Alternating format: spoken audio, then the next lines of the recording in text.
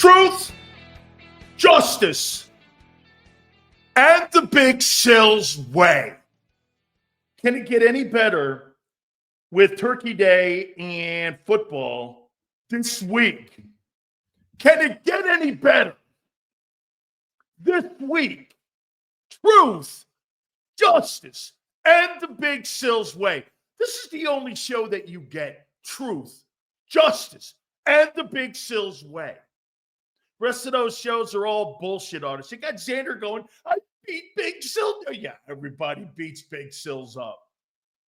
Okay, everybody beats him up. How you doing? How you doing? I look Italian now. Look at Sue.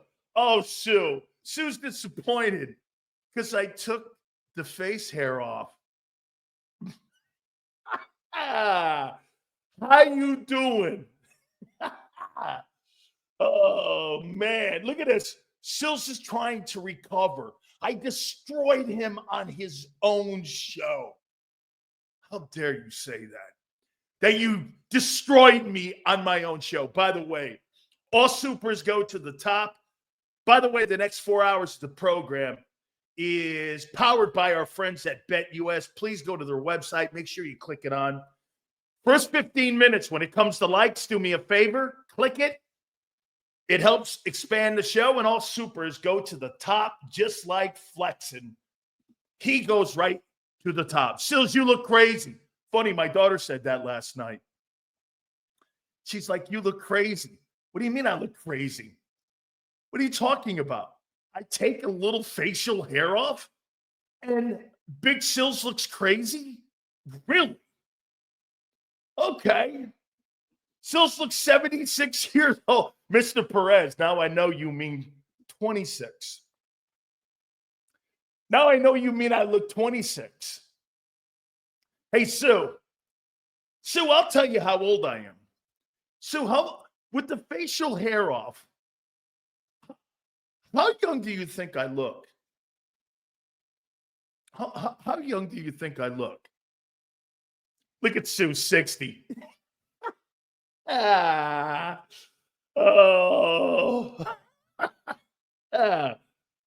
my 70. What a terrible thing to ask. I should never have asked. Hey, stop. Okay, I should never have asked that. That was the stupid thing of me. That's like when Prince asked me how tall I am. I apologize. I'll take that shit back. I shouldn't be asking anybody how young I look, okay? Sill's a new man. How you doing? 14. No, Tony. I act 14. Stills, what's your shoe size? 18. How you doing? Hey, Sue, I got an 18-foot. Oh, man. Is that a shaved turkey? Where's Dan? Oh, my God. Dude, really? Your super chat. Wait a minute. Abe's moaning. Sills hooks like took the Chiriani route. All right. Oh, that's right. The bald eagle is undefeated since he shaved his noggin. Okay. All right. Since he shaved his noggin, he's undefeated. Do me a favor. Please hit the like button. Prince, hey, somebody just said Sills just shocked the shit out of me. Here's Senorita right here. Whatever the fuck this guy's got to say. Sills having a mental breakdown like Sirianni did.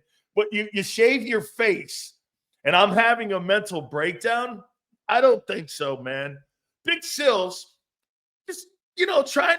Hey, by the way, maybe you like Sirianni in a way. I'm trying to make sure one thing is consistent here. We are. And we will be once again proven right like we have been the last 4 years. Xander's in the middle of the race on November 26th and 7th. Going, yay, team! Yay, team! And so are all of you. Yay, team! Congratulations. Let me guess. What have you won? Admiration. Your You're showing a lot, but you haven't really won shit yet. By the way, Angelo Cataldi, the legendary Philadelphia sports talk king, will join us at 3:30 Eastern time here on this Thanksgiving week.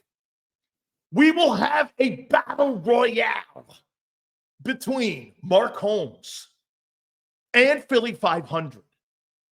Xander is going to pretend that he beat me up on my show and take some victory laps, I think at 5 Eastern. I don't know. Whatever. We welcome it all. And we welcome you. Do me a favor. Please hit that like button. We're going to get to our topics here. Hey, by the way, we're going to listen to Vic Fangio and Kellen Moore today. We're going to comment on them. Strength and weaknesses going into this game against the Ravens. Oh, boy, do we have a topic that we're going to start the program off with Jalen Hurts here.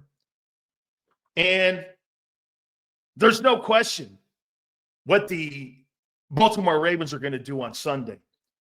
All that being said, there is no question right now that the Eagles are having a difficult time coming up with ways to replace Brandon Graham. And this is going to play itself out this weekend. You don't have anybody on that team, obviously, that can replace that guy's production. If you take his production off, there's been no other edge rusher outside of Josh. And by the way, Josh was outplaying him. Josh is your best edge player. After that, you really don't have anything. Sills, Nolan Smith. I'm sorry. That guy's not a 3-down player. He's not going to kill you. Well, we'll see when his production has to ramp up and he gets more reps because it's on him. This is the big moment for him as a player. Are you going to show you're a 3-down guy or not? Personally, I think he's kind of a 3-way player. And he's only shown he's kind of a 3-way player. All right? He hasn't shown anything where he's a consistent 3-down guy yet that can set the edge. Okay? He has not. Okay? He has not shown it. So we shall see. Let's get to the first topic. Okay? Let's get to the first topic. This weekend, we're going to see dynamic football players. Jalen Hurts and Saquon Barkley. Lamar Jackson and Derrick Henry. What duo is the best?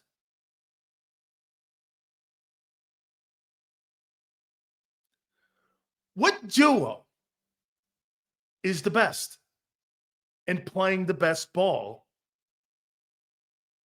in 2024? Who's playing the best? And get this. JAKIB is starting to sound a little bit like MSNBC. Who would you take? The Ravens or the Eagles? You would take Jalen Hurts and Barkley over Lamar Jackson. And Derrick Henry. Abe.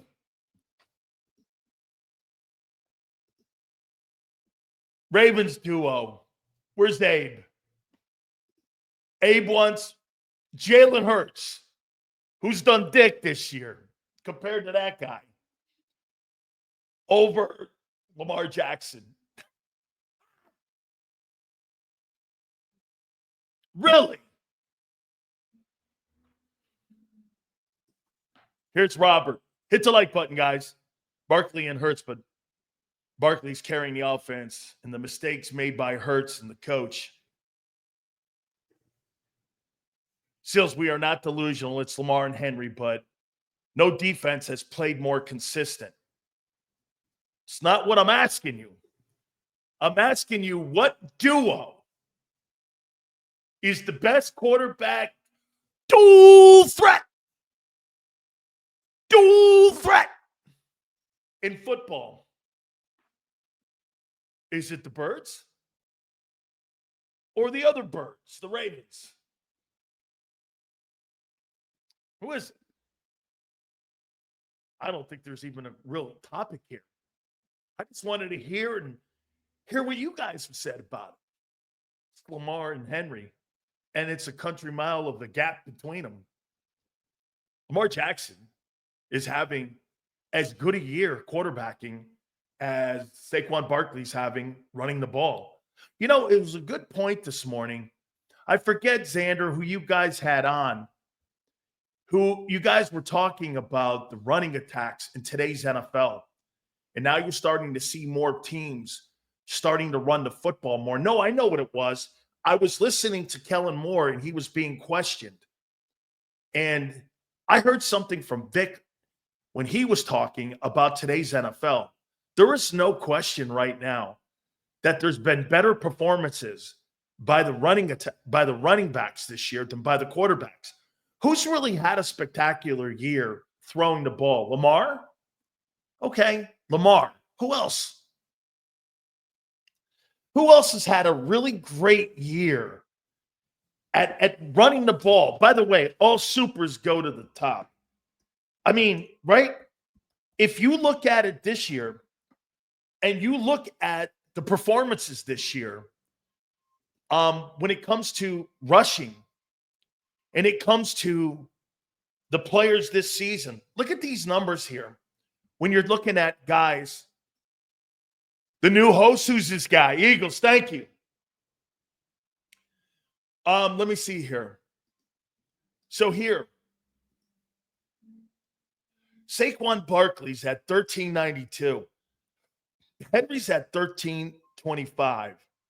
Josh Jacobs is going to run this year for 1,500 yards. He was a free agent. Jahmyr Gibbs is going to go for 1,500 yards and 16 touchdowns.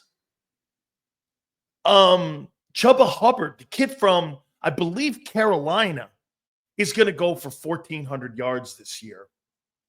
I mean, is it me? But are we seeing better performances from the running backs this year? Look at even Tony Pollard in Tennessee, 1,300 yards. These are great years. Aaron Jones, Minnesota, 1,300 yards. I mean, this is the best running season I've seen probably in 15 years. Look at even Joe Mixon. He's on pace for 1,200 yards. Bijan Robinson right now is on pace. Najee is going to get $1,000.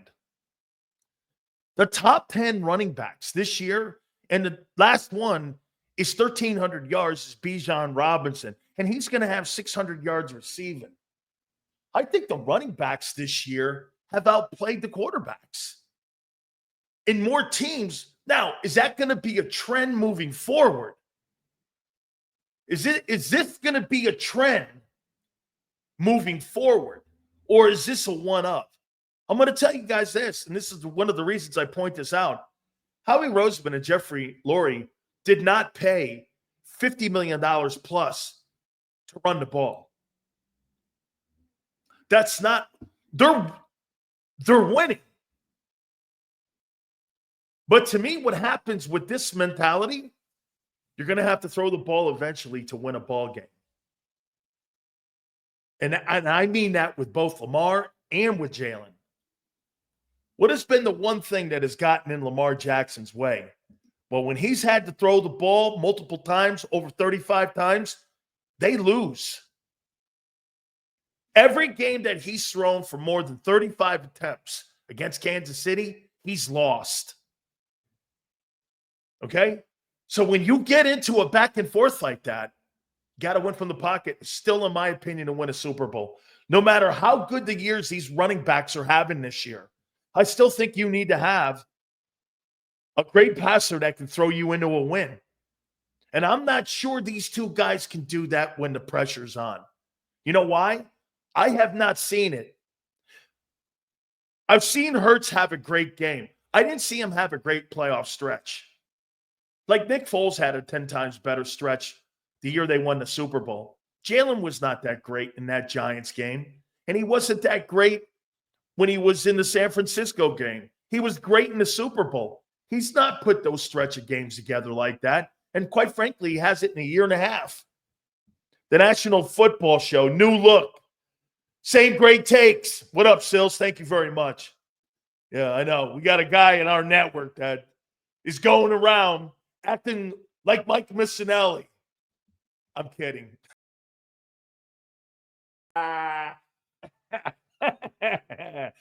Who? It's because teams are realizing that they can't just win by the pass alone anymore. Pound the shit out of it, then throw it. I think so, man. I absolutely do. Okay? Let's see here. I agree, Big Z. All he needs is a good-looking pair of glasses. Oh, Jesus. Now she's a fashion consultant. Ravens got a good front. Won't see how they look. We'll see how they look in the fourth quarter. Ravens haven't faced an offensive line like the Eagles.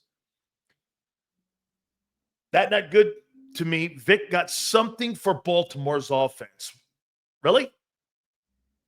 So you're going to stop Baltimore's offense. I want to see that. This is not a game to measure that. Really? Okay. What are you going to measure it then? So when you come out of this game, what's going to be your takeaways? Nothing? Still's out here looking like your younger self. You're about to sign with the Eagles. No.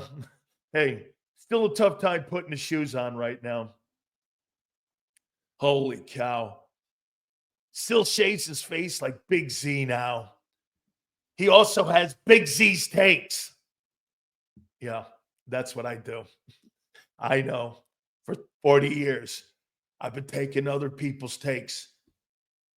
That's why I've held so many prestigious gigs and not gotten canned because of other folks' takes.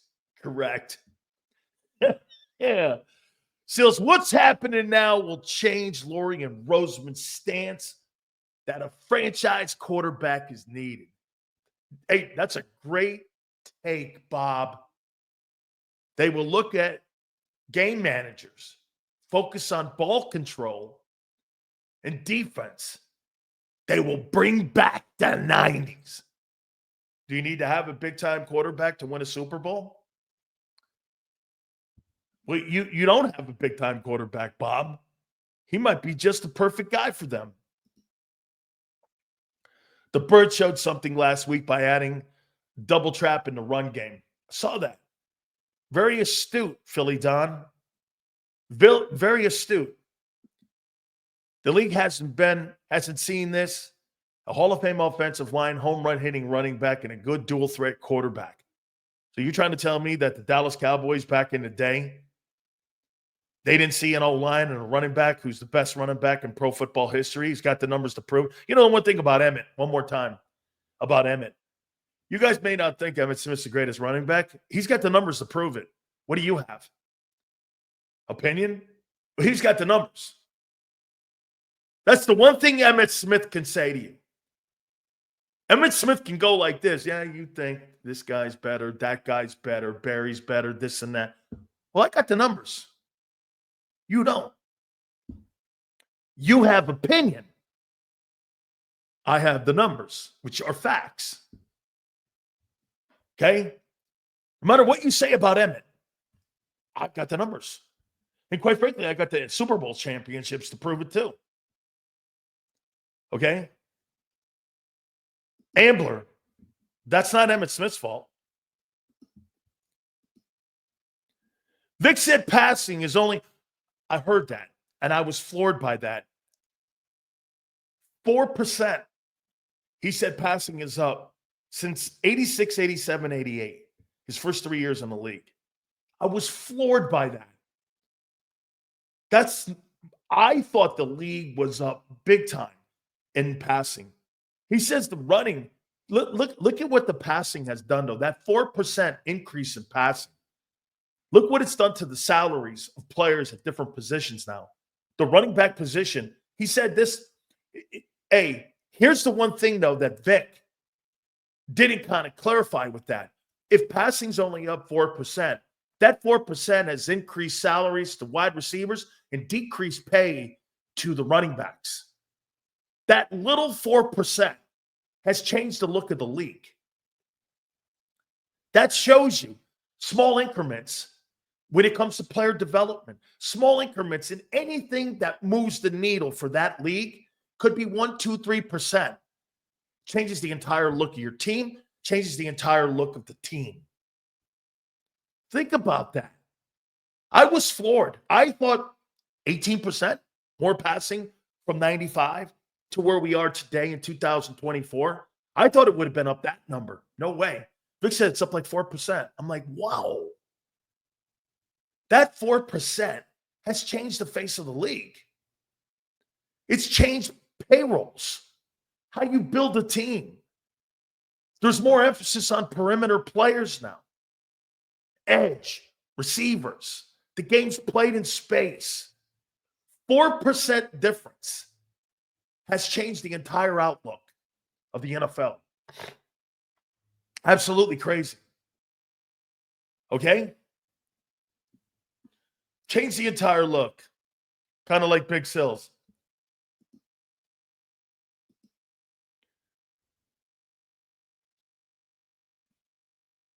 No, Dan, go follow the narrative that you have to pass 40 times a game to be great. The 4% has increased that to 40% or 40 times a game. Mahomes throws it between 35 and 40. Allen has come back a little bit because he can't throw the ball down the field as much as he has to, and he has to run a little more. So he's going to be around 4,000 passing. Joe Burrow's throwing the ball at around 40 times a game. Baker's throwing it around 40 times a game. That's the percent, dude. Hurts is the only guy that throws the ball 20 times a game. None of the elite quarterbacks throw the ball like that. Goff's going to throw and have over 600 attempts this year. You're missing the point.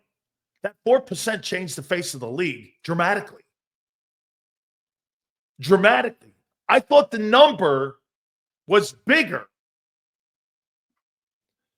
Okay, I did. But the number's not bigger. The impact is on that 4%. Get this. Here. When people say stupid shit, we have to call you out on it. So he said Jared Goff is not throwing the ball a lot. Jared Goff right now has thrown the ball and on pace to throw the ball. That number is down. That number is down. 473 attempts.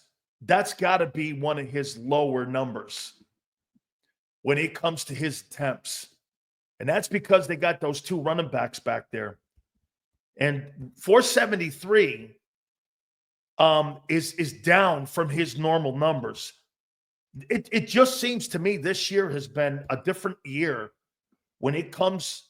Here, look, let me show you where even he's down when it comes to his attempts. I mean, look at this number. He led the NFL in passing attempts in 19, 626, 570, 560, 600, 600. And right now he's on pace for 493. It would be his lowest number of attempts since he played 14 games in 21. So even his passing attempts for a guy that has traditionally thrown the ball for around 400 and 580 times, that being around 493 and under 500, there's definitely what's going on, something in the backfield there with those two running backs that are having exceptional years. They're going to have two 1,000-yard rushers this year, Detroit, most likely. Get this. Dan, you were wrong about Nakobe and Nolan Smith. No, I'm not. Have you played a fucking full season yet? I am not wrong. I am not wrong. He's playing, like Vic says, a lot better. He's getting better. Smith is still undersized. Won't hold up, my opinion. And you're going to give him more reps. No. I am not wrong. You've done, Dick. You have not done anything. Stop taking victory laps. Last year, you guys thought Jordan Davis was having a great season after the first 6 weeks. I said, hang in there. And he fell off the planet, and he's never been found since. There's a missing persons alert out for Jordan Davis. And that missing persons has been out for a year and a half. Since he got out to that good start. SOS. SOS. Have you seen Jordan Davis? He's not that hard to miss. Except when you look at his stat numbers off a game. Oh, I know.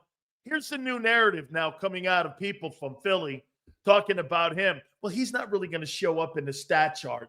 Okay.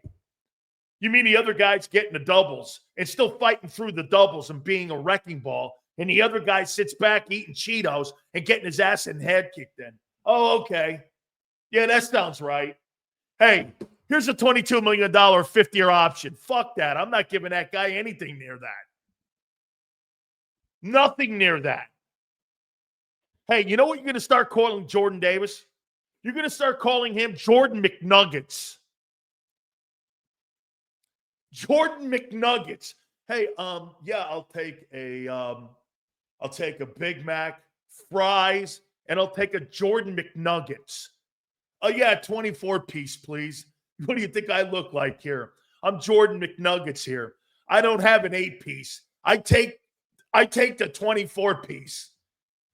Yeah. By the way, I'll take 3 of them. That's his new name, Jordan McNuggets. Yeah, that's the new one. Here's the new one you're talking about with Jordan McNuggets. You ready? Hey, man, he didn't have any sacks. He didn't have any pressures, and he didn't have any TFLs. But his impact is felt in the run. Okay, really? Shit, I hadn't seen him, man. I didn't know he played. Does he still have a fucking locker? What are you doing? I'm taking Lamar Jackson. Let me close this topic up here. I'm taking Lamar Jackson and Derrick Henry all night long, and especially in this game on Sunday. You're going to have teeny. Oh, let me take a look at the depth chart now of the Eagles here. Oh, let me take a look at this and see what the depth chart is if I'm Todd Monken.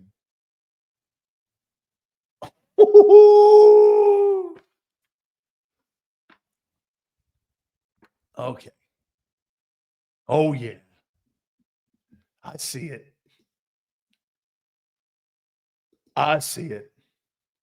Hey, by the way, I missed two. Super Chat standard. Hit the like button, please. Super Chats go to the top here. Then I'm going to get to them. Ken became a YouTube member. Ken, thank you very much. We so appreciate it. Davis is going to eat more nugs than Greek after we get this Super Bowl win. And you go. That's it. Super Bowl or bust. The Birds showed something last week by adding the double trap in a run game. That's what we do. We dominate. We dominate the women. We dominate. Sills, when you scale back the running back position, you go from having 3rd and 1 to 3rd and 3s. In today's game, 3rd and 3 calls for a slant, not the run play. That's why passing increase is so small. But that small increase, Bob, has created a whole different narrative of today's NFL, man. Dude, 4% changed the face of the league. Hey, let me tell you how I'm going. We're just here on a Wednesday. This is what I'm going to do. Where's that M. Reyes? Okay, DoorDash me a McDouble. I'll take me a Jalen McNugget and a Jalen McDougle. Yeah. Holy shit. Jalen McNuggets. Holy shit. Here's how I'm going after the Philadelphia Eagles. Little teeny patty bean. Look at that. Will linebacker. Oof. And then Jalen Hunt is backing him up. I'm coming for that right there, boy. Yep, I'm coming for that right there with the third best O-line in football. Those little tiny guys right there, those little shrimpies. Hey, this is what I'm going to have this weekend. Hey, Brian, this is what I'm going to have this weekend if I'm like Baltimore crab cakes. I'm going to go like this. Yeah, I'll take the shrimpies in Philly on the edge. I'll take the yeah, I'll take the shrimp a la Jalix Hunt, and then I'll take the other shrimpies a la Nolan Smith with a little marinara sauce. How you doing? Stills, I feel we probably get our backs blown out this game. Ravens going to put 9 in the box, force Hurts to play quarterback, and that's all she wrote. And attack those edges. Hey, get this. Let me see something here with Baltimore. I got to make sure one thing, though, with Baltimore here. Hold on. Hold up. Let's see here. Let's see. Oh, yeah. Yeah. So wait a minute here. This is the Ravens versus little tiny itty bitty Nolan Smith. Let me get it here. All right. So Ronnie Stanley is going to be lined up over Nolan Smith and Jalix Hunt. Oh, my God. You know what a lookout block is? Woo! Holy shit. Little tiny Jalix Hunt, kid from Christian Baptist Community Junior College down there in Houston, right there on the San Antonio River or whatever it is, the Rio Grande. And he's going to be going against Ronnie Stanley, 6'6". What's Ronnie Stanley going these days? Let me see. About the third best tackle in the league. 6'6", 310 versus little tiny schwimpy Jalix Hunt and Nolan Smith. Woo! I'll be turning around going, come over here, guys. Come over here. By the way, they got one of the best centers in the game, too, Lindenbaum. It's going to be interesting on Jalen Carter. Be the best center he's played all year, for sure, is going to be Lindenbaum. Lindenbaum's turned out to be a heck of a ball player for them. So this is going to be a nice matchup, man. This is going to be a great matchup. Jalen Hurts versus Lamar Jackson. Really? If we keep Lamar in the pocket and force him to play traditional style of quarterback, he can be beat. Dude throws so many, I hope he catch it passes. Man, he does. I'm going to concede that, Matt. He does. He'll throw one up, you go like this. What did you look at? What were you, now that you think about it, Jalen's just doesn't have the talent. He'll throw late or he'll miss it. But he's not going to throw it in like going, hey, make this play. Jalen'd rather not do that. He'd rather take the sack than throw that play in there. That's actually smarter. That's actually smarter. Dude, both plays are shitty. Taking sacks, but throwing picks. I mean, because then you look at it and you go, where are you going with that? But Slager, Jalen likes big windows. Yeah, but get this. I think that Lamar Jackson has gotten better at throwing the ball, but not to the point where I go, if there's a small window, go ahead and weed that in there and needle that in there like that. No, I don't think he's that talented. And I don't think he's gotten that much better where you're throwing passes in there like you're Matthew Stafford or you're throwing passes in there like Burrow. He doesn't have and possess that type of arm talent. He's gotten a ton better. Monken has done great things with him, but still, he will throw a pass. Xander and I were talking about it a couple days ago. What was he looking at exactly? Here's M. Reyes. False. Hurts definitely has thrown it. Down the field, the step. Hey, Jalen Hurts is a horrible passer in the pocket. Oh, no, wait, I'll take that back. He's okay. He's okay. Nothing special. He's not special as a passer. He's not special. Lamar is having a special season from the pocket. And he's still putting up 900 yards this year rushing. That's special. Not 3,500 passing yards and 18 touchdowns. This guy's going to throw for 40 touchdowns and 900 yards and 74% completion percentage. I don't know. Where are you saying anywhere where he does anything remotely better than Lamar Jackson? There's not one thing he does better. And don't say win, because he has a higher win percentage. Don't say win. In a Super Bowl, yeah, that's the stupidest metric you can give a quarterback. I named you 15 turds that got to the game and never went back again. Give me a break. Going to a Super Bowl doesn't make you a great quarterback. It just doesn't.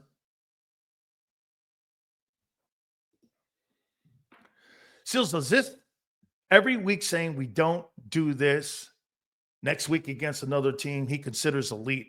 It was Prince. I told you 2 days ago, I don't have to be shown anything else. Your team's good. Don't get butthurt, kid. I told you have a good team. The Baltimore game doesn't sway me either way, whether you're good or bad. It doesn't sway me. You're a good team. You've got a highly talented defense that's getting better and better every week. I don't know what else you want me to say. I ate the crow. Fuck, man. Hey, dude, what you do with my boy Sills? I don't know this dude, this babyface guy. Thank you, Anthony. Hopefully BG can learn Reggie White hump move. At 38, I think those days are done. How's your weekly picks going so far, Sills? I think we're 6 and 5, something like that. Hey, by the way, I may not pick great during the week, but I pick ending results well. 4 years in a row, I've been right about your fucking team. Or 3 years in a row, I've been right about your team. I won't be wrong again. I haven't been wrong once. I said you get to the Super Bowl in 22. I said you're going nowhere in 23. This year, I think you got some chances here. I still want to see a little more. So young yet. You're showing a lot. You haven't done shit. It's improved a lot. It's going in a better trajectory than it was a year ago for me. So, yeah, that's where I'm at. I haven't been wrong about how your season ended. Hey, Xander and everyone in the Philly media can cherry pick some of the things that I haven't hit on, but one thing I've been dead on is how your season will end. I've never been wrong. I said you'd get blown out in Tampa by Brady because that team wasn't remotely near ready. That's not a big take. I said the 22 season, you're going to the Super Bowl. Okay, and I even predicted Eagles-Chiefs. The next year, I said that the Eagles weren't going anywhere. So get your games right. I'll tell you how you're going to finish. Okay? Minnesota can beat Philly.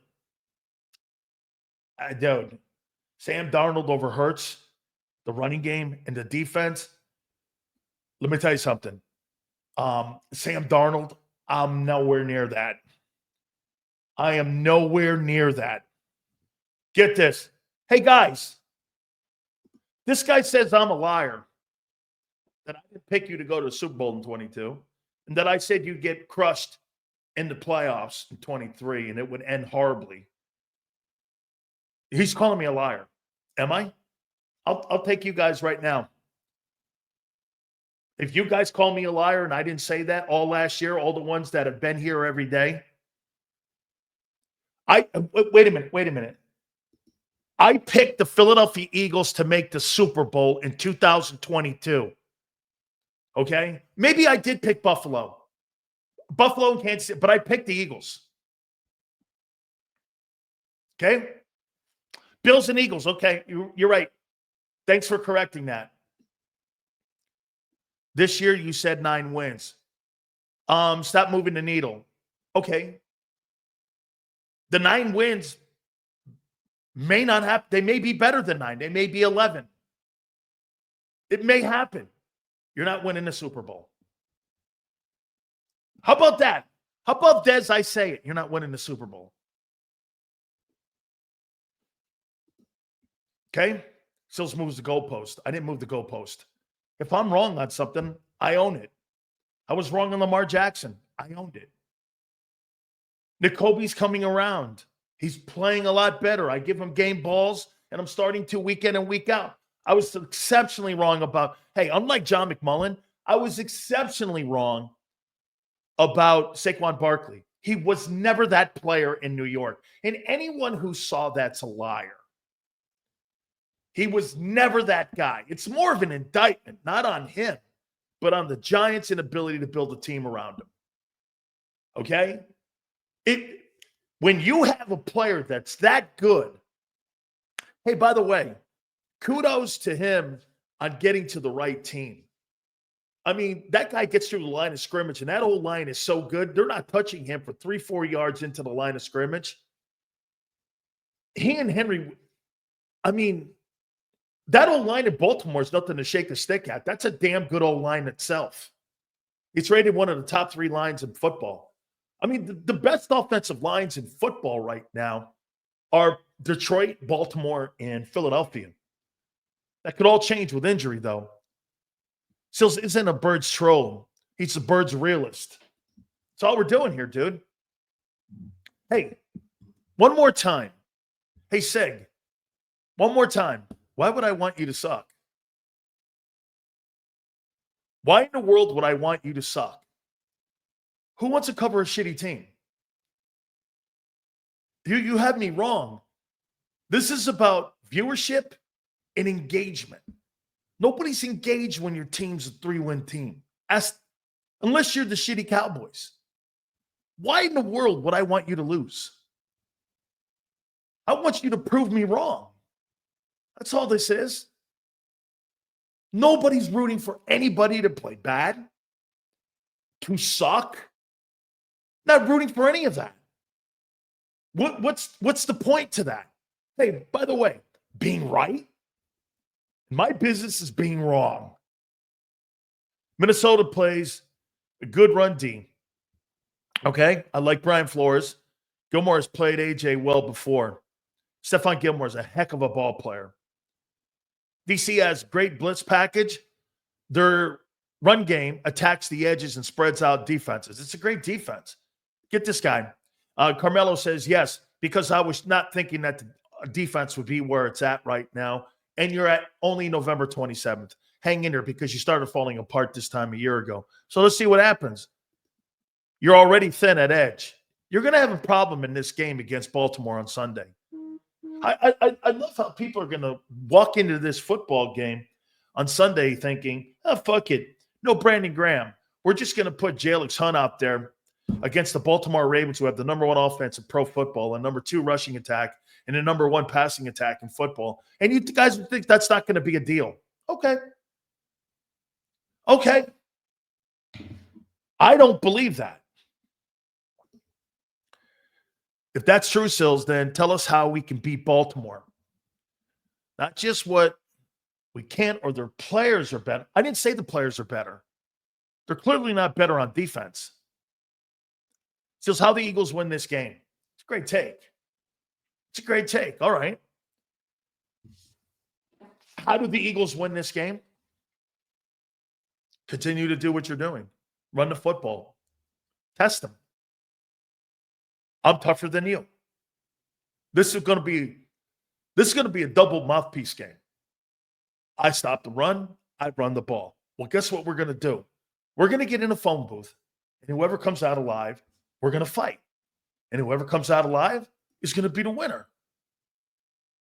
Okay? I won't downplay this Eagles team anymore. Still, no one thought this defense would be this good, and the offense is not running 100% fluently yet. They haven't reached their ceiling yet.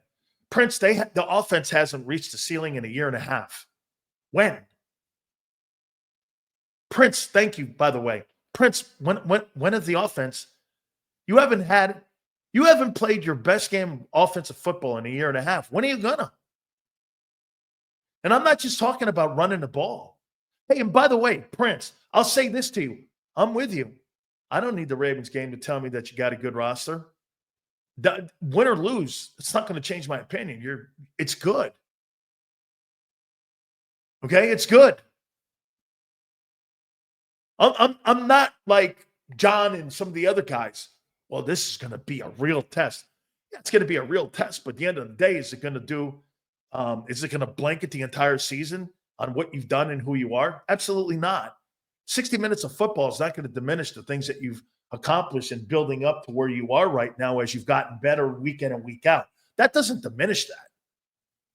A year ago, I never thought you were that good with that record that you had. I never in a million years, because I started seeing some pieces when it came to the run game falling apart. And then when they made the quarterback change, that was self-implosion, and they panicked, and the entire thing fell apart. The attitude in the locker room fell apart. The attitude in the huddle fell apart. And then the play fell apart. Nobody was talking to anybody. The whole thing was a train wreck externally and internally. There was a lot of that was self-inflicted. Okay? I don't see that this year. I see an enjoyment in playing the game. The young guys have brought an energy.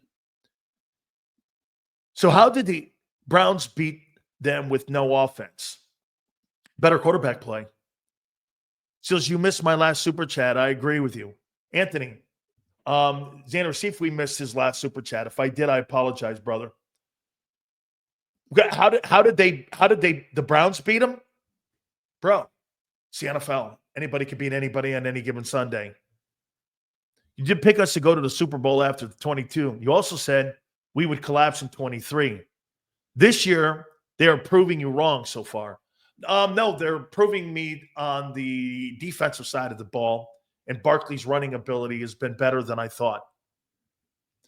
The two things that I didn't see coming, as fast as the defense was getting better, and the ability of Barkley. Hurts is still the same guy at 23. He's just taking more sacks. He hasn't improved in the passing game. He hasn't improved in pocket awareness. Okay? The one thing that he has done, he's taken and sat back a little bit on his numbers. He's going to be a 3,500-yard passer this year with around 20 touchdowns. And when you got a superstar running back right now that's carrying the mail, and I agree with Xander yesterday. Hey, man, listen, I'm going to throw right hands to you until you can stop it. If you can't stop these right hands and I can get to New Orleans and I can win a heavyweight championship in New Orleans the same way Ali beat Leon Spinks years and years ago in New Orleans at the Superdome, I'm going to knock you out with that punch until somebody proves it. I just think you're one-dimensional, and I don't think you can run through the tape playing this kind of football. I don't. Okay? I just don't. I think you're going to have the quarterback win you a game. Seals, you still think Washington wins the NFC East? I think Washington is going to be a playoff team. I picked them to win the East. Could be wrong. A lot of football to be played. You've lost a significant piece to your defense. Let's see how you react to it.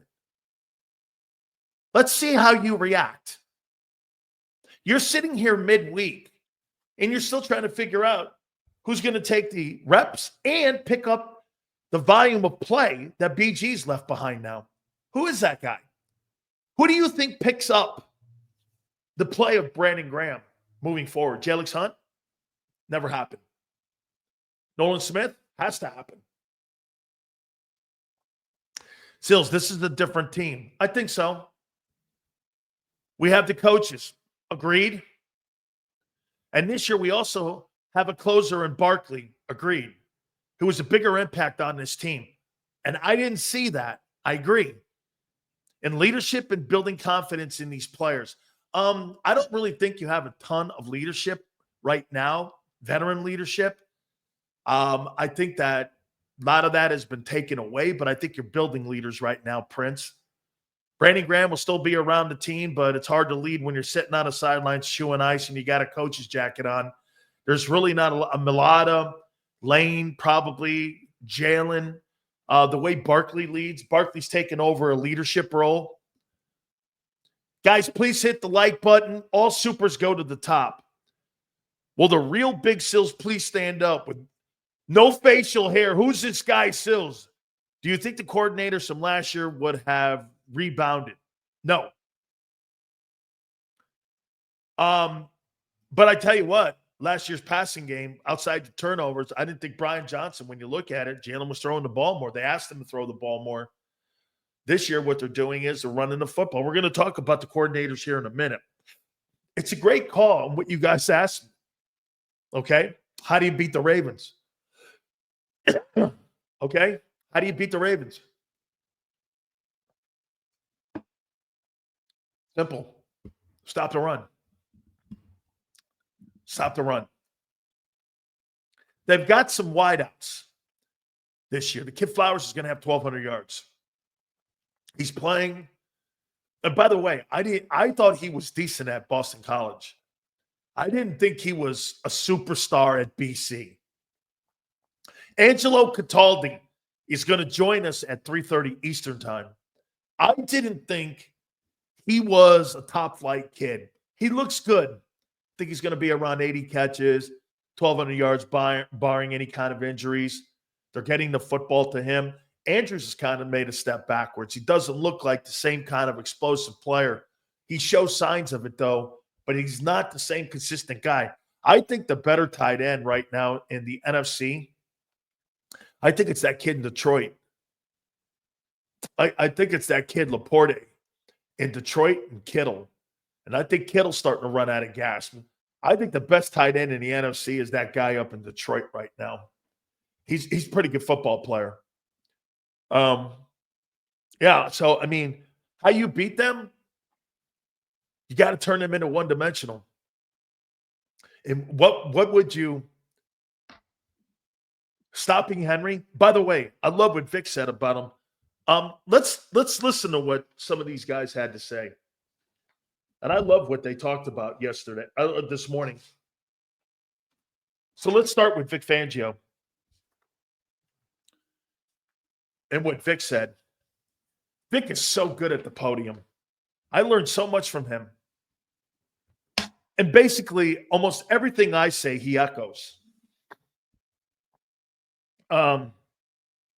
It's going to be by committee, replacing the production of Brandon Graham. So what does that mean? Committee. J.Alex Hunt. A new guy, Harris, I guess. Vic doesn't know anything about him. How he's brought him in.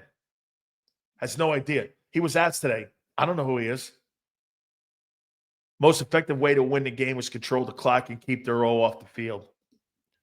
Which means they have the remedy, but you're running into a pretty good run-stopping defense. Hey, we're going to find out. We're going to find out. Who would I give the edge to? I would give it to Philly. You know why? You've done it all year. Not because I think what you did last game against the Rams. The Ram games is kind of just the cherry on top. It's because you've done this all year. You're the number one running attack in the league. They're the number 2 or 3 run-stopping team in the league. We're going to find out. It's going to be a heavyweight fight. This is going to be a matchup where I think the quarterback's going to have to make a play in the air. I'm talking both guys. Okay? So here's what you have at edge. And by the way, the Ravens are going to attack it immediately with Henry and Lamar keeping the ball. And they're going to threaten the edge. They're going to see if you can set it. If you can't set it, it's going to be a long day. And by the way, you ready for this? This is not science here we're breaking down. This is not some secret attack. Because both teams, when you're physical, you want everyone to know what you do. You don't want any surprises. Hey, I'm going to line up and I'm going to fucking go right at you. Okay? Stupid of them to do what? Run at your weakness? Sure, Abe. All right. I don't care if you know. You don't think teams know right now you're going to run and you're going to run Barkley and you're going to do everything you can? The Rams had no answers. And they knew what the plays were coming. They had no answers. Running the football versus complex passing schemes, okay, is so night and day. I'm going to run the ball in between the A gap and B gap, and there's nothing you can do about it. You can run all the picks and screens and all the fancy passing routes, and you can be all that finesse stuff. When you get into a football game with a team that lines up and just power eyes you to death, or just runs the ball down your throat like that, and you can't do anything about it, there is nothing you can do schematically to stop that. You can come up with the greatest schemes in the world. If you can't stop me from beating you up, there's nothing you can do about it. Nothing you can do about it. Okay? Nothing. And Baltimore is going to attack the edges because you're small there. You're undersized. Now that Graham's out, by the way, how much is this impact of Graham's injury going to affect Josh Sweat moving forward? Does that increase his number of snaps like it did a year ago? Boy, he was over 970 last year or 980 in snaps last year. Do you start to see that increasing? Okay.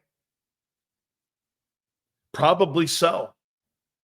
You know what I might even flirt with? I might even flirt with putting him on the strong side and moving him over. All the things we're talking about here right now are all the things that they're talking as a coaching staff.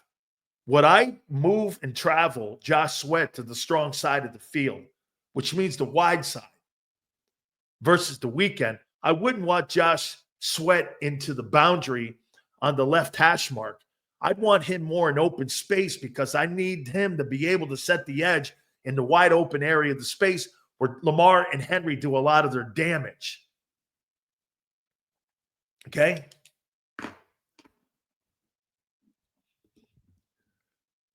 Is it BG or Carter that's been helping the edge? It's BG.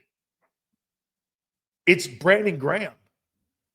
Dude, you could stop the run internally here, but if you're getting yardage on the edge, and teams have not threatened the edge ever since they put, you know when they were threatening the edge?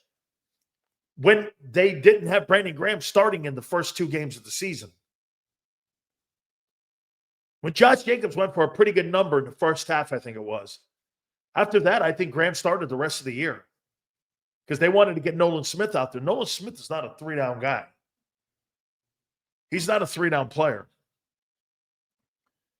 How about this one here? I thought this was great. Yeah, he said he doesn't know anything about this Harris guy. Which is, again, they got to get him up to speed. They got to get him in the tape and film room. He's got to watch a ton of tape. Let's see what he can do. Can he add anything to the mix? Finding a guy off the street and sitting there thinking that that guy is going to have any impact is ridiculous. I mean, it would be an absolute insane thing if that guy came in and made any impact whatsoever. Am I counting on this guy, Harris, to make any impact? 0. But they need a body. And by the way, like I said, Vic doesn't know anything about him. This wasn't like a Vic sign. This was a sign because they need bodies out there. I loved what he said about Brandon Graham. I don't want him to go out this way. I don't want this to be the last year that he goes out like that, because especially when the player was playing so well. And you could tell already, in my opinion, Brandon Graham will probably come back next year. Vic wants him back. The Eagles want him back. The community wants him back.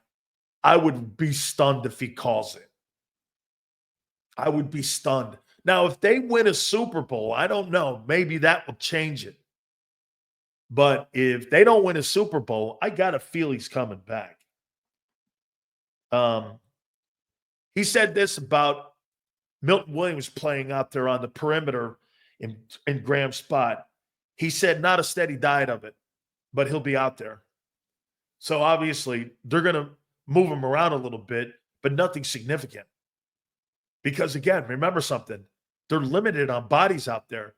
some guys are going to have to give snaps. What you don't want to do, I mean, I know some people want to put Zach Bond out there. Are you really going to take away from the rhythm of how the linebacking core is playing to put Zach Bond in a position where he hasn't played the entire season and take that Nakobe Dean and Zach Bond tandem, and you're going to start messing around with that by putting who in that position to cover for Bond when he's not inside?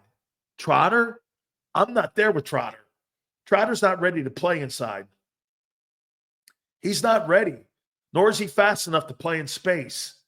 That guy has a lot of work ahead of him. That's not what I'm doing. Okay? Not at all.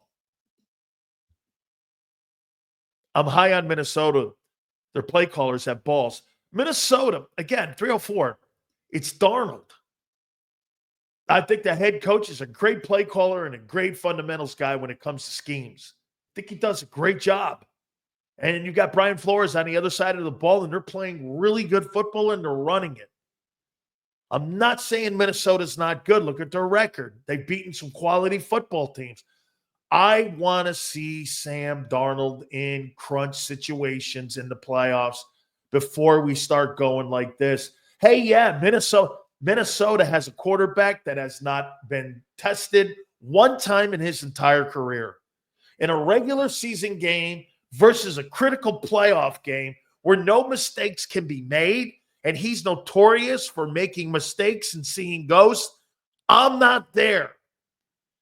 If you're going to tell me Sam Darnold versus Jalen Hurts in a playoff game, that's a non-starter conversation for me. It's Hurts all night. He's got 5 legitimate playoff games. Win or lose. I'm not dismissing that kind of experience for a guy who's playing. By the way, I'm getting what you're saying. I'm not crushing you or saying anything on it. Minnesota has played really good ball.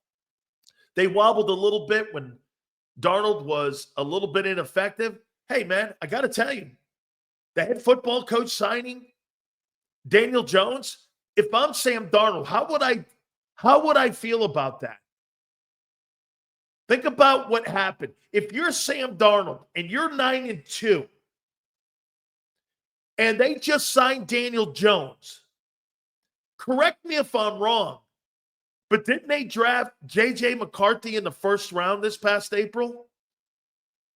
So if you're Sam Darnold, when everything is healthy and you go into training camp next year, they got Daniel Jones, who they just signed, and they drafted J.J. McCarthy, who's the future of the team. Now, do you feel if you're Sam Darnold that they're high on you? I would think they're not. I would think they're not high on you. I would think they still question you. By the way, bottom of the hour, first question to Angelo Cataldi. He and I were going back and forth. How the fuck is Nick Sirianni 42-19? That's what we were talking about, he and I. So that'll be at the bottom of the hour.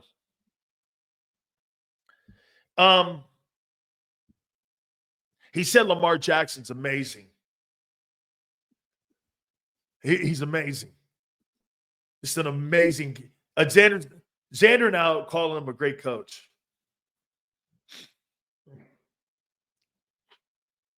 Herb Brooks, the second. Right here. Herb Brooks. This guy's the next Herb Brooks, man. Fuck. Big old New Rockney speeches. Guys, win one for the Yipper or Gipper or somebody.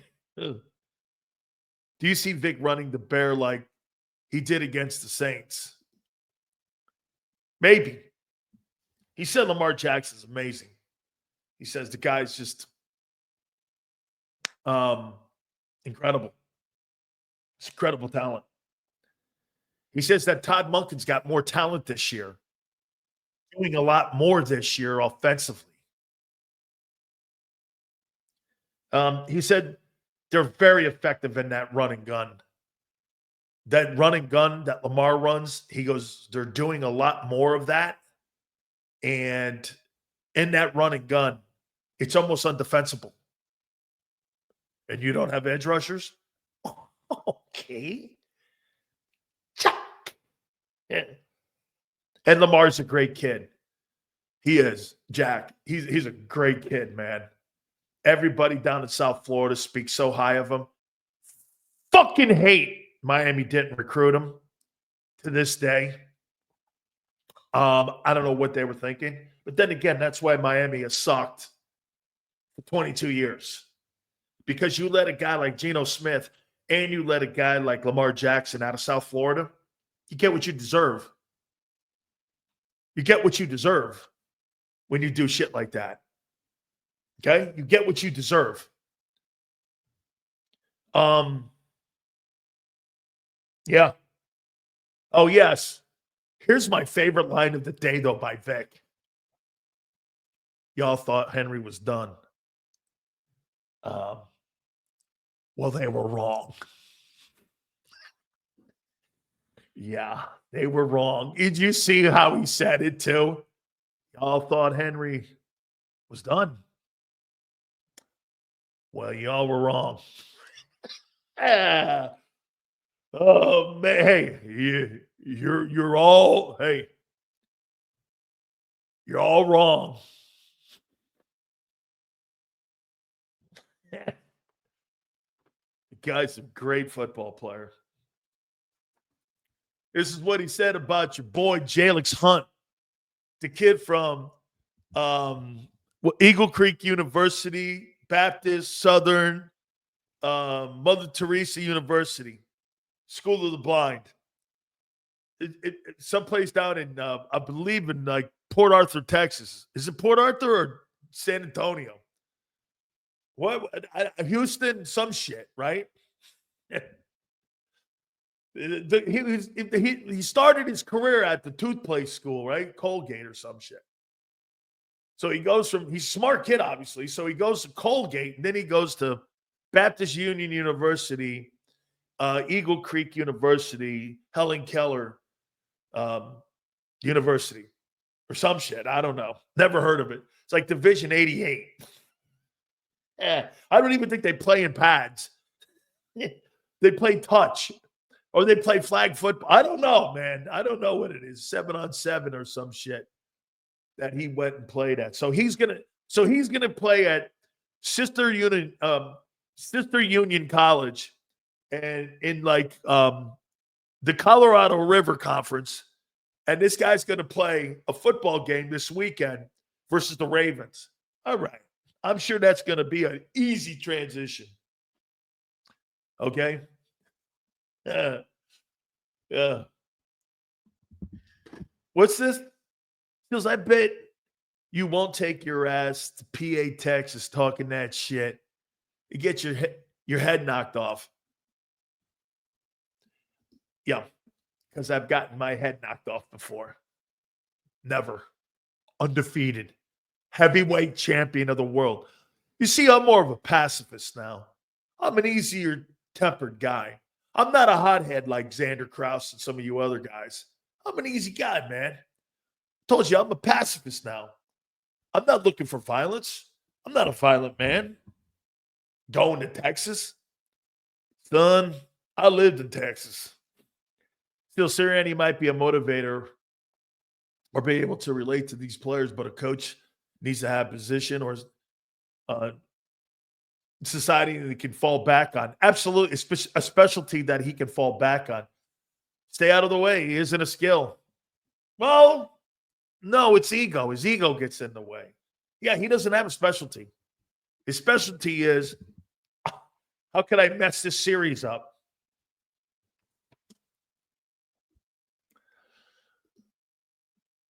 Still Shade's face. What? Jesus, gravity. That much of a difference?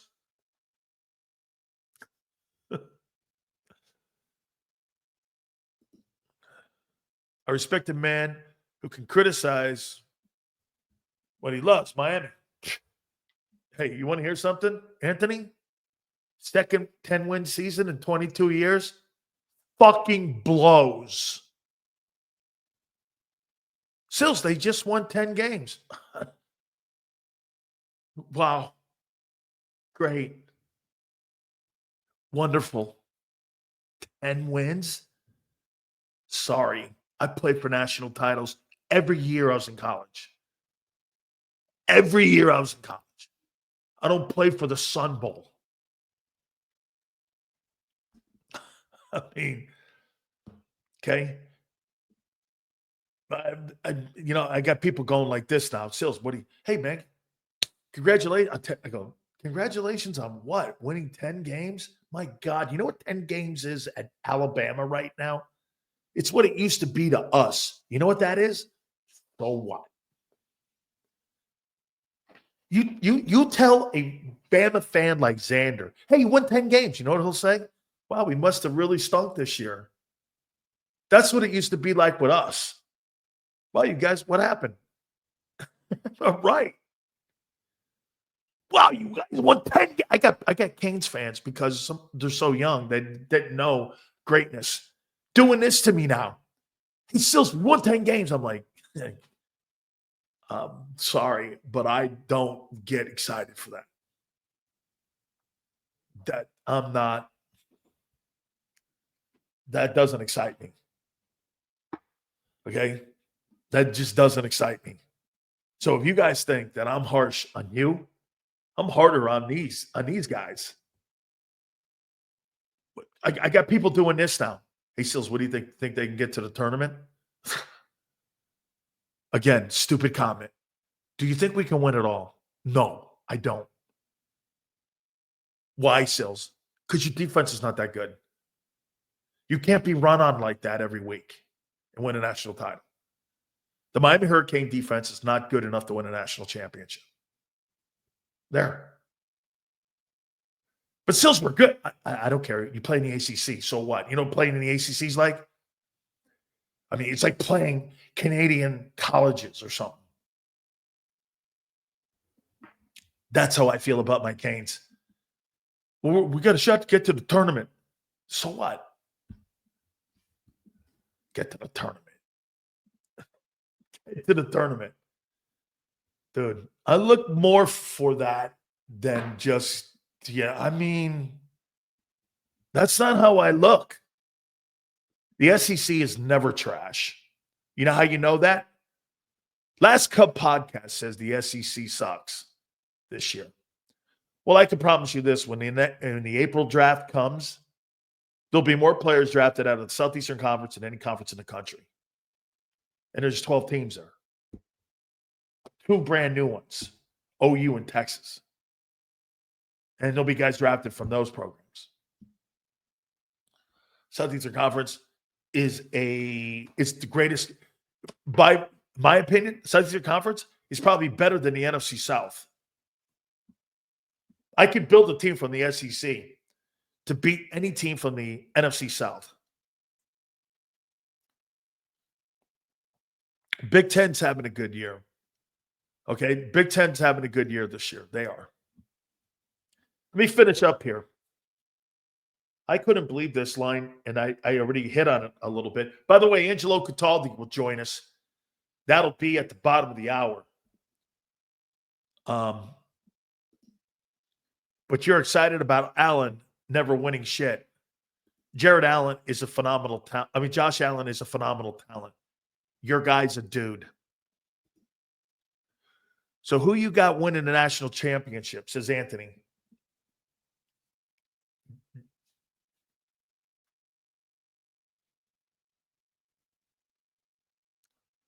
Georgia. Georgia will win it. I'll take Georgia. Bama's not good enough. I don't believe Tennessee's good enough. Miami's not. Texas. Maybe Texas. Notre Dame is a fraud. Can't beat Northern Illinois. Not happening. Penn State will have poor coaching. James Franklin is the college version of Nick Sirianni. Indiana's nobody. SMU is very fast and good. Boise State got a good running back. Clemson's decent. Bama's, I don't know. Bama might not make it. Too many losses. So I take Georgia. I'll take Georgia. Isn't it funny? People will go back and tell everybody at Miami, Sileo says that the Canes don't have a chance to win the national title because of their defense. I stand by that. Mario knows how I feel. They're not good enough. Dude, you got to show up every week and shut people out. You want to hear a stat? Xander, you'll dig this. The 2 years I played at and started at Miami, we gave up 1.2 yards a carry. You ain't running the ball on us. We're number 1 and number 2 in the country. And number 1 both years in points scored against. I think there was a year we didn't give up more than 14 points. They gave up 1.1 yards carry. That's not going to happen. That's the kind of defenses you need to have. When you got defenses like that, you're not beating anybody. You're just not. Could my Buckeyes win this year? The quarterback's playing better. Okay? The quarterbacks are playing better. Says, you want some nasty teams. Yeah, we were, man. I mean, we're just so great. How about this? Every year that I played at Miami, you want to hear this? Blades, Irvin, Perriman all made the Pro Bowl at wide receiver. Testaverde threw for 50,000 yards in the NFL. Highsmith was the third player taken in the NFL draft. Every wide receiver on that team made the Pro Bowl with 3 Pro Bowl wideouts.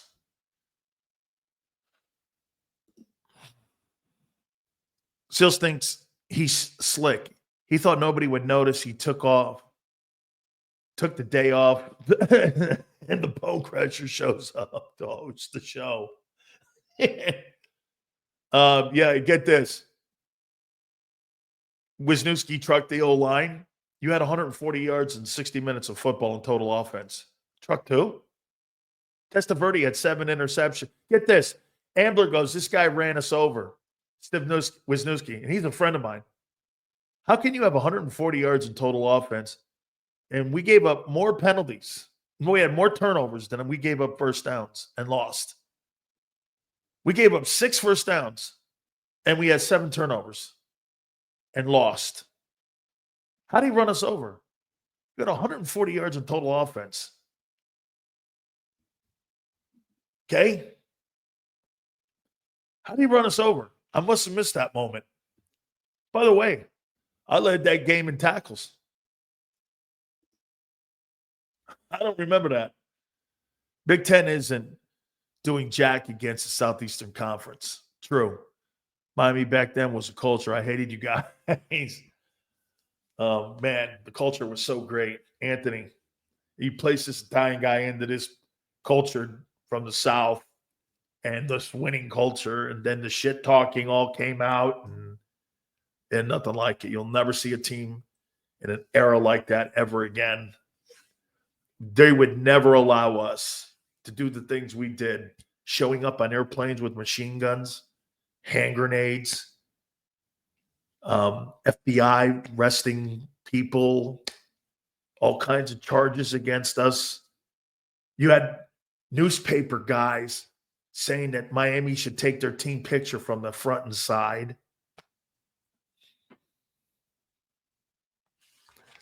Alabama, they wore their nice ties and shit, you know. I showed up to a press conference in a Hells Angels jacket. Anyway, this 4% thing that Vic said was incredible, man. It was incredible. Okay? Totally incredible. You guys were villains, no doubt. Yeah, that guy that talks all kinds of shit and pushed Joe Krause around wrote a book about us.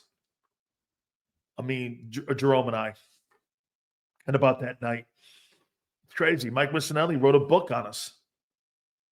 Kellen. I wonder how. Do you think Kellen Moore is happy with the offense right now?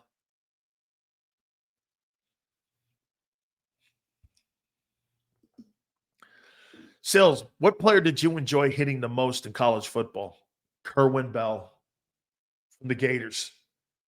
I ruptured his spleen, and then he became a teammate of mine in the World League.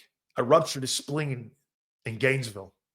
I hit that fucker so hard, I ruptured his spleen. And you know how tough he was? He still played. He played through that. I think he missed the next couple weeks, but I ruptured his spleen. And I really enjoyed hitting him. I did. And especially at Florida Field. There's nothing like winning a game at Florida Field. And especially when they're good. I think they had a 25 home win streak.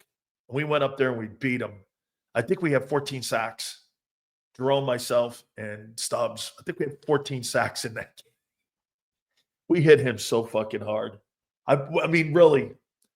Years later, I played for Galen Hall, who was the head coach of that Gator team. And I played for Charlie Bailey, who was the defensive coach for that team. Man, I tortured that team so bad. I had 15 tackles in that game.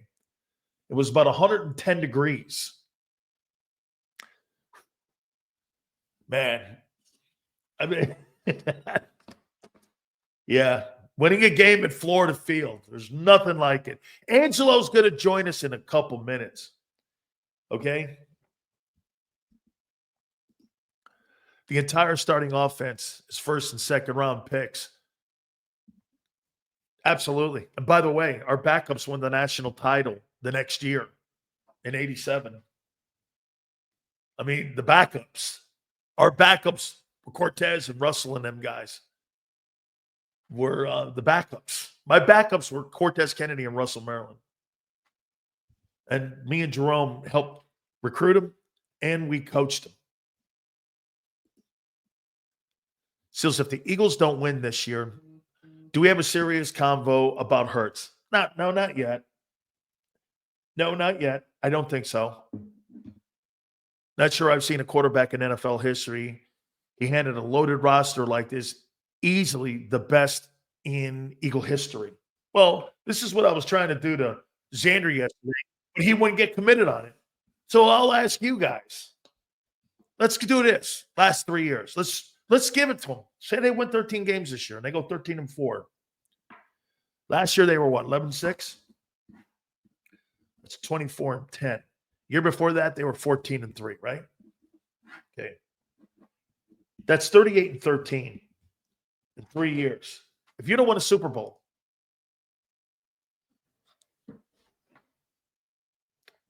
$38-13 means what? I almost got there? Okay. Hey, Sills, we're hanging around. Well, you did for 5 years under McNabb. What's different here? Doesn't this feel like the McNabb era? You were great then. You went to conference. By the way, so far you've been more consistent under McNabb than you are under Hurts. McNabb went to 2 straight or 5 straight NFC championship games. It's early in the process, but he went to 5 straight. So, I mean, McNabb was by far early in this run more consistent than what Jalen's been. Am I wrong? With lesser talent. Hit this. So wait a minute. That guy, McNabb, went to 5. Once he got to the first NFC championship game, he got to another one. He got to another one. He got to another one. And then he got to another one. Hurts got to 1, blew up last year, and right now they're in the midst potentially of getting back to another NFC title game. McNabb has been more consistent. At least in the first 2 years, Hurts started taking teams to the playoffs. You can't count the 2021. They got blown out. Who was his coach? It was Andy Reid. It was, hey, I'm going to say this one more time to you. I used to give Andy Reid a ton of shit for his handling of the clock going into halftime, and I used to give him a ton of shit for his game management at the end of ball games. You know who covers that today? Is Mahomes. How many times did Mahomes say in the post conference that he had at the Super Bowl, Reid would call plays in? And remember, he started ad-libbing and running RPOs, and Andy was even saying this. I didn't even know we had that in the playbook, and he changed it and audibled it when they were in that overtime against the Niners. This kid is now taking the offense, and it's him as the coordinator. Hey, I'll tell you what. Every single coach in the history of the National Football League that's a great Hall of Fame coach is tied to a quarterback that knows what he's doing in the huddle. And look at Bill Belichick. You think Bill sucks today as a coach? No. But when you have a savant and Brady, how about Chuck Noll? How about Bill Walsh? All of them had a quarterback that could get them out of trouble with shitty calls.